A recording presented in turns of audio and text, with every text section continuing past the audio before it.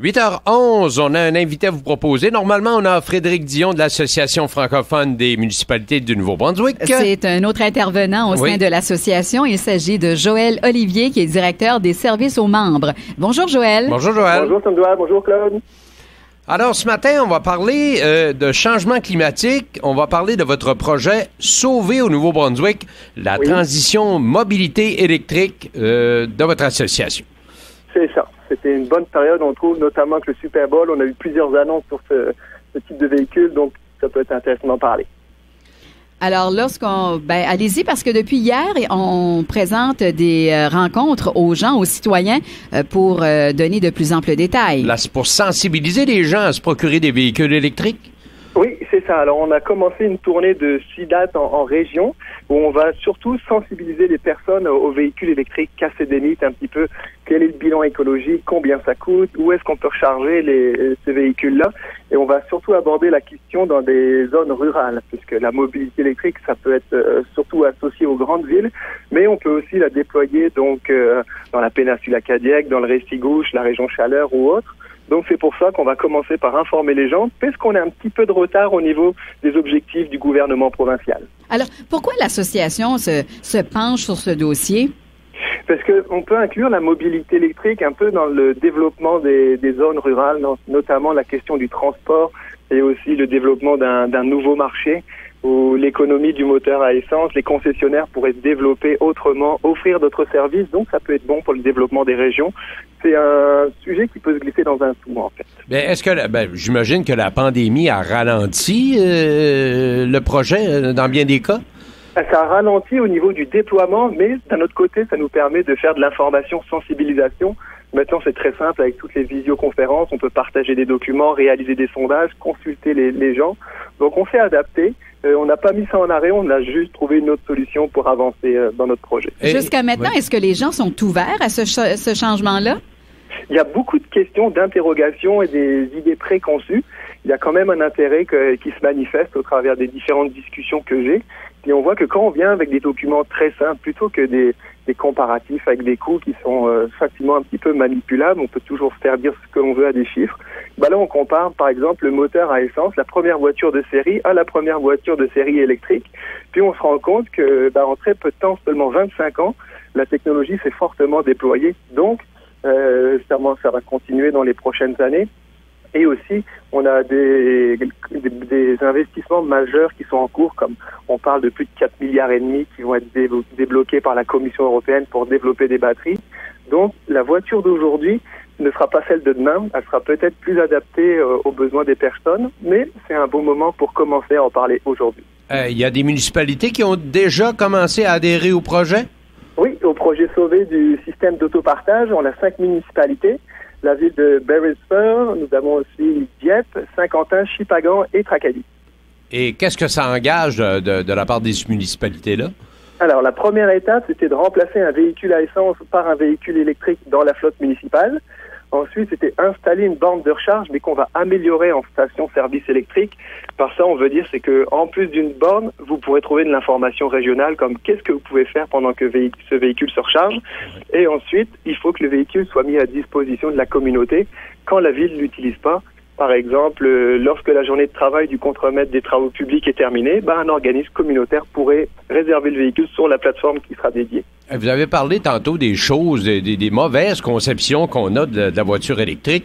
Est-ce que vous avez peut-être une liste à nous donner là-dessus pour essayer de nous convaincre? Moi, ce qui me vient en tête tout de suite, là, c'est, André, c'est la durée qu'on peut l'utiliser.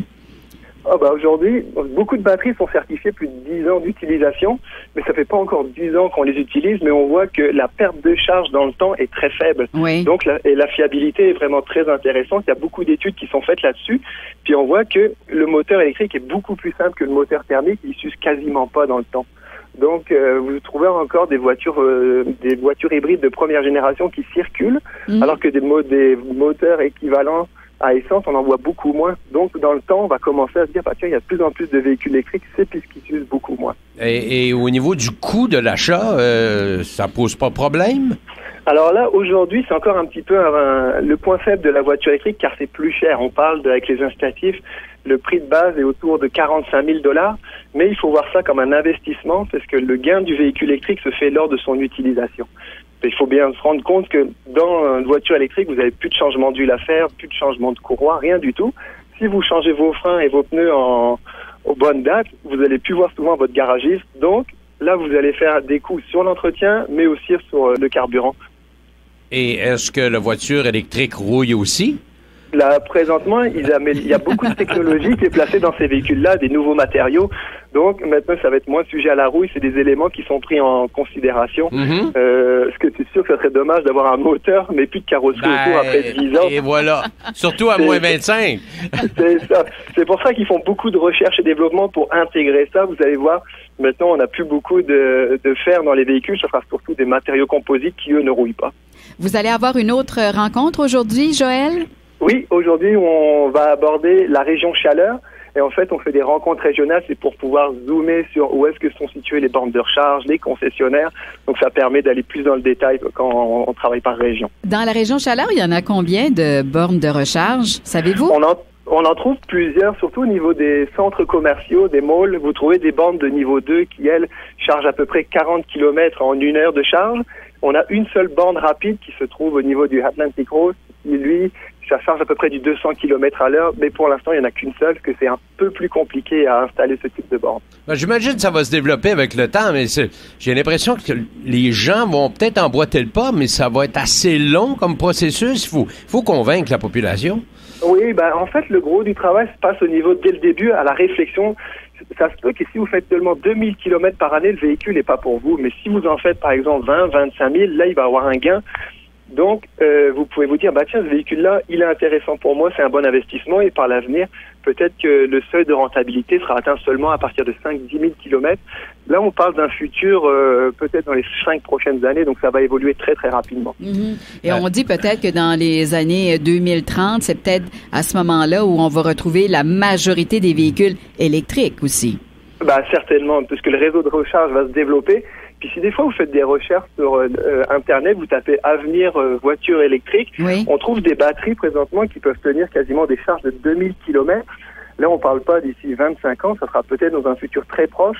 Donc, on pourra faire de plus longs déplacements qu'avec un véhicule à essence actuellement. Qui peut participer à votre rencontre aujourd'hui? C'est ouvert à tous? Oui, c'est ouvert au grand public. Le but, c'est que les gens viennent, nous fassent part de leurs questions, leurs interrogations. Puis j'aime bien dire que quand on parle de ce sujet-là, c'est comme un océan d'informations, on est rapidement perdu. Et nous, on va vous donner une boussole pour que vous puissiez vous repérer, poser les questions aux bonnes personnes et puis développer, initier le mouvement dans les régions rurales. Et on peut s'inscrire comment? Il y a un site Internet qui s'appelle donc Transition Mobilité Électrique Nouveau-Brunswick. Si vous le tapez sur un moteur de recherche, vous allez tomber sur la page d'accueil. Vous pourrez vous inscrire à la session.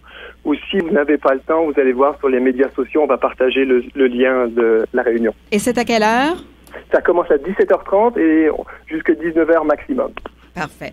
Très intéressant. J'ai l'impression que les gens vont être à l'écoute. On est rendu là. Oui, il faut s'informer. Exactement. Joël Olivier, directeur des services aux membres à l'Association francophone des municipalités du Nouveau-Brunswick. Merci. Vous avez piqué notre curiosité, en tout cas. Bonne journée à vous. Bonne journée.